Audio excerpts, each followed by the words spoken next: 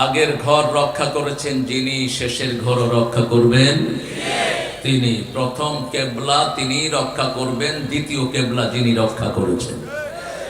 একই আয়াতে দুটি কেবলার কথা আছে না নাই? কাবা ঘর হেফাজত করেছেন কে? ওটা ছিল শেষ নবীর আগমনের মাত্র 40 দিন আগে, আর এটা হতে যাচ্ছে বনি ইসরাইলের শেষ নবীর আগমনের কিছুদিন আগে। যে কোনো সময় নাজিল হবেন মেহেদী আলাইহিস, এরপরে আসবেন ঈসা আলাইহিস সালাম। নবী ছাড়া দিনের বিজয় কারো হাতে সম্ভব নয়। সব নবীদের হাতে দিনের বিজয় কে দিয়েছেন? আল্লাহ দিয়েছেন। তবে ঈসা আলাইহিস সালাম আসবেন রাসূলের উম্মত হয়ে, আলহামদুলিল্লাহ। কিন্তু ওনার নবুয়তের লকব তো আছে, লকব আছে, কিন্তু কার্যকারিতা থাকবে না। কারণ রাসূলের শরীয়তে ঈসা আলাইহিস সালামের শরীয়ত, সব নবীরা এক শরীয়তে চলতেন, আলহামদুলিল্লাহ বলি। পড়েন আল্লাহুম্মা সাল্লি আলা মুহাম্মদ ওয়া আলা আলি মুহাম্মদ কামা সাল্লাইতা আলা ইব্রাহিম ওয়া আলা আলি ইব্রাহিম ইন্নাকা হামিদুম মাজিদ।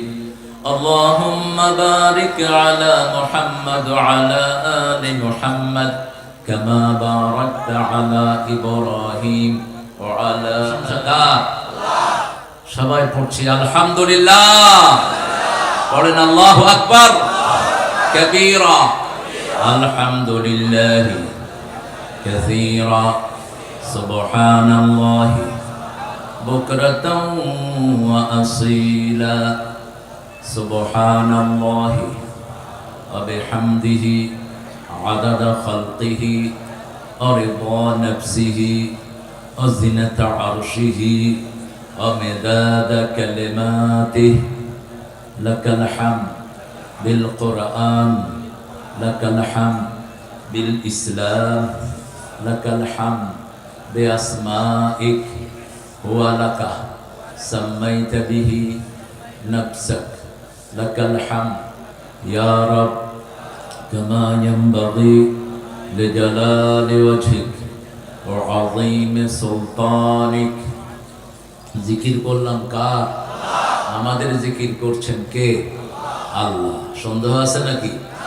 আল্লাহ বলছেন ফাযকুরুনি ওয়াশকুরুলি ওয়া লা তাকফুরুন। শুকরিয়া আদায় কিভাবে করবেন? হাদিসে কুদসিতে আল্লাহ বলছেন মান যাকারানি শাকারানি ওয়া মান নাসিয়ানি কাফারানি।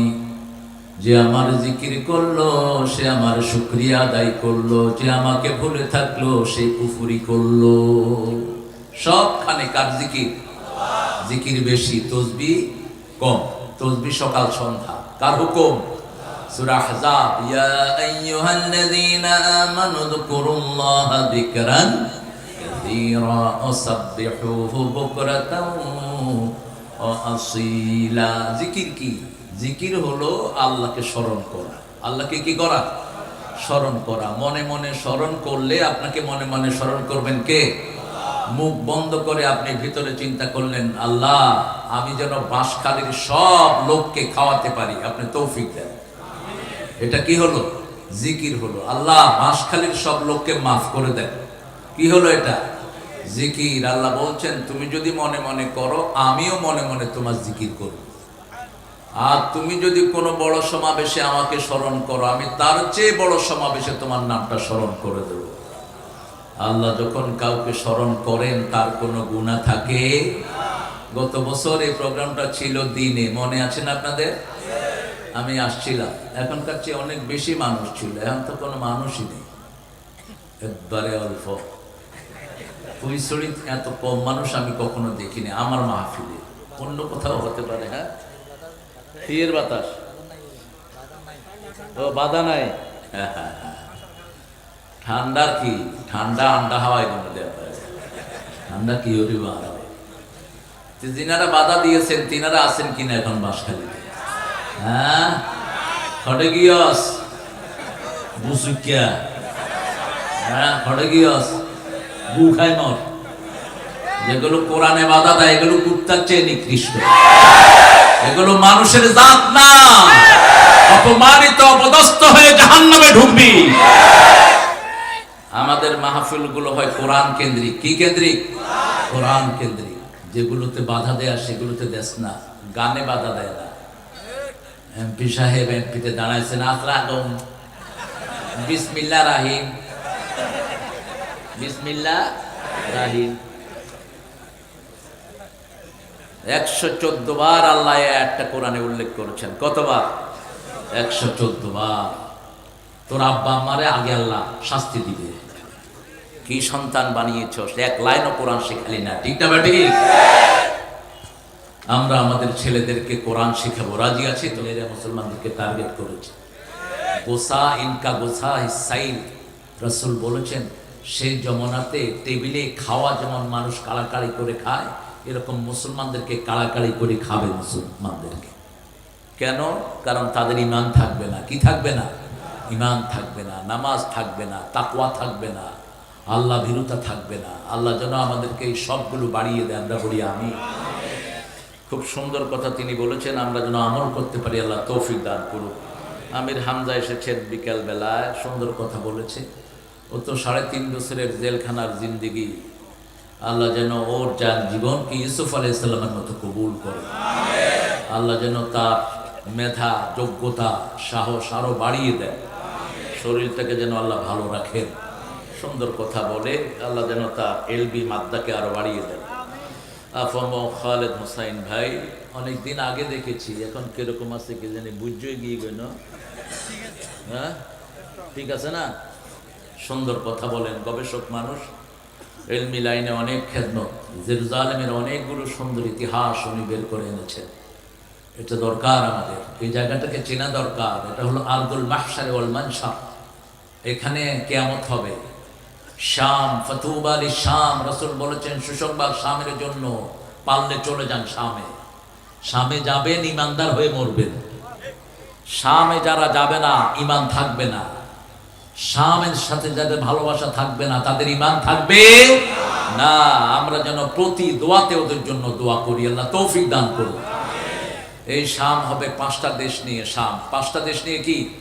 শাম। রাসূল বলেছেন ফাতুবা লি শাম, আল ঈমান বিশাম, কোরআন বিশাম। রাসূল শুয়ে আছেন, বালিশের নিচ থেকে কোরআনটাকে তুলে নেওয়া হলো। রাসূল সাল্লাল্লাহু আলাইহি ওয়াসাল্লাম দেখছেন কোরআন আকাশে উঠে গেছে। রাসূল তাকিয়ে আছেন সাল্লাল্লাহু, দেখলেন এটাকে আল্লাহ শামে নিয়ে প্রথম করে দিয়েছেন। রাসূল সাল্লাল্লাহু আলাইহি ওয়াসাল্লাম বললেন শেষ জমানায় কোরআন কোথায় থাকবে? শামে থাকবে। 5টা দেশ নিয়ে এখনকার শাম, সিরিয়া, লেবানন, জর্ডান, তারপরে বর্তমান ফিলিস্তিন, ইসরায়েল, মিশর এবং টার্কির কিছু অংশ। এই পুরা জায়গাটা হবে কিয়ামতের ময়দান। এখানে আল্লাহর আরশ নিচে নেমে আসবে। সুবহানাল্লাহ বললেন না? বুঝেনি তো নেই, বলবেন কেমনে? আল্লাহর সৃষ্টির মধ্যে সবচেয়ে বড় কি বলেন? আরো চিৎকার করে বলেন, সবচেয়ে বড় কি? আরশ। আর আল্লাহ কত বড় বলেন তো? আল্লাহ বড় কি, তারা কত বড়, এটাই তো বিজ্ঞান পাগল হয়ে যাচ্ছে। আল্লাহর ব্যাপারে রাসূল ধারণা দিচ্ছেন 7টা সরিষা দানা হাতের মধ্যে রাখলে যত ছোট দেখা যায়, আল্লাহর কুদরতি হাতে 7 আকাশ 7 জমিন তার চেয়ে ছোট। কুরসি, ওয়াসিয়া কুরসিয়ুস সামাওয়াতি ওয়াল আরদ। এই কুরসি হলো মাকাম আকদামাই, আল্লাহ যেখানে পা রাখেন। এখন আপনারা বলবেন আল্লাহর পা কেমন? আল্লাহ যেমন, আল্লাহর পাও তেমন। আল্লাহ কেমন? আল্লাহ যেমন আল্লাহ তেমন। লাইসা কামিসলিহি শাই, তার মতো কেউ নাই। ওয়ালাম ইয়াকুন লাহু কুফুয়ান, তার সমকক্ষ কেউ। তার বিচারের সাথে কারো বিচারের কোনো মিল, তার ধরার সাথে কারো ধরার কোনো মিল, তার পুরস্কারের সাথে কারো পুরস্কারের কোনো মিল। অচিরেই বাঁশখালী হবে বাংলাদেশের শ্রেষ্ঠ জায়গা। খুব তাড়াতাড়ি যারে দিয়ে আনো, পাওয়ার হাউস আছে না নাই? হ্যাঁ, এখানে শ্রমিকের রক্ত ঝরেছে, এই ময়দান কথা বলবে। বাঁশখালী হবে ইসলামের দুর্গ। আমার জহিরকে বহুবার রক্ত ঝরানো হয়েছে এই বাঁশখালীতে। রক্ত কখনো বৃথা। জমিনে রক্ত ঝরে যার জমিন হয়ে যায় তার। ইকুয়েশন মিলিয়ে নিবেন। সব কিছু সবখানে বলা যায় না। খালেদ ভাইকে আল্লাহ কবুল করুন। ওনার তাত্ত্বিক আলোচনা শুনতে পারলে আমার আরো লাভ হতো। আমি সামান্য শুনেছি। আব্দুল কাদের জেহাদি চুয়াডাঙ্গা থেকে আসছে, ও সুন্দর কথা বলে। জেহাদি না লাগায়ও, জেহাদি একটা সস্তা একটা শব্দ। জেহাদি কি সাহাবীদের চেয়ে বড় জেহাদি আছে নাকি? তো সাহাবীরা জেহাদি লাগাইছেন নাকি? আবার কেউ কেউ লাগায় বিপ্লবী, জঙ্গি। আরে জঙ্গি লাগাই স্কিলাতি জঙ্গল তো নিশ্চয় না, এগুলো না লাগালোই ভালো। অধ্যাপক মৌলানা বোরহানউদ্দিন, মৌলানা হাফিজুর রহমান আরো জেহাদি, দুই জেহাদি এক কেন ও জিনেদা একই এলাকার। মৌলানা মুহাদ্দিস জামাল উদ্দিন চট্টগ্রাম, জামাল ভাই ভালো কথা বলেন। মৌলানা হেফজুর রহমান নাঈম, যতজন কথা বলেছেন আল্লাহ সবার কথাকে আল্লাহ আমাদের আমলের তৌফিক দান করেন। অনেক কষ্ট করে আপনারা এসেছেন, সেই সকাল থেকেই বোধহয় আপনারা এই মাঠে।